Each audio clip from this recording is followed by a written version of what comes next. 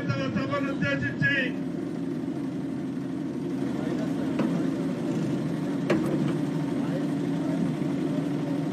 ఈ యొక్క ర్యాలీలో పాల్గొంటున్నటువంటి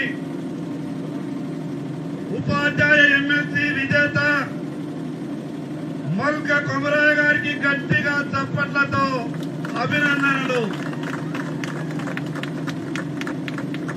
ఈ యొక్క గెలుపులో 317 జీవో పోరాటాన్ని గుర్తించినటువంటి దానికి నాయకత్వం వహించి ఆ రోజు ఉపాధ్యాయులు పడుతున్నటువంటి కష్టాన్ని గుర్తించి రానాడు రాష్ట్ర పార్టీ అధ్యక్షుడిగా బండి సంజయ్ కుమార్ గారి పోరాటాన్ని గుర్తించినటువంటి ఉపాధ్యాయులందరికీ ప్రత్యేకంగా అభినందనలు. ఈనాటి విజయం భారతీయ జనతా పార్టీ కార్యకర్తల విజయం. ఆ రోజు ఉపాధ్యాయులు పడుతున్నటువంటి కష్టాలను ఏ రాజకీయ పార్టీ పట్టించుకోలేదు, ఏ రాజకీయ నాయకుడు పట్టించుకోలేదు.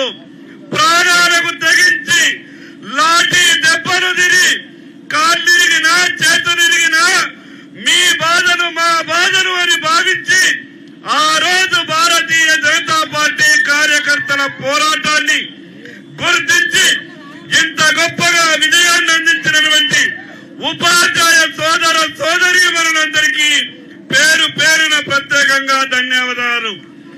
ఈనాటి విజయం రేపు ఈ రాష్ట్రంలో ఎన్నికలు ఎప్పుడు జరిగినా భారతీయ జనతా పార్టీ ప్రభుత్వం వస్తుందనడానికి సంకేతం ఈ గెలుపు.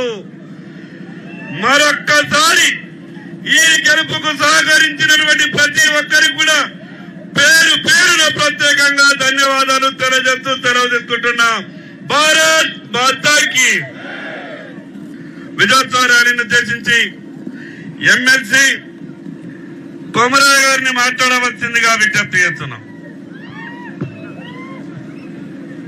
భారత్ మాతాకి. నరేంద్ర మోడీ గారి నాయకత్వం, కిషన్ రెడ్డి గారి నాయకత్వం, సంజయ్ అన్న గారి నాయకత్వం.